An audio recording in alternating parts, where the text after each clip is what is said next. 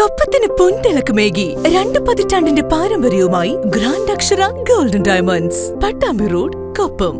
അക്ഷരമാണ് കരുത്ത്, കതിരാണ് സ്വപ്നമെന്ന സന്ദേശവുമായാണ് മലപ്പുറം മൊറയൂർ അരിമ്പ്ര GM-UP സ്കൂളിൽ ദേശീയ ഹരിതസേനയുടെ ആഭിമുഖ്യത്തിൽ നെൽകൃഷി ഇറക്കി കൊയ്ത്തുത്സവം നടത്തിയത്. മൊറയൂർ ഗ്രാമപഞ്ചായത്ത് പ്രസിഡന്റ് P. സുനീറ കൊയ്ത്തുത്സവം ഉദ്ഘാടനം ചെയ്തു.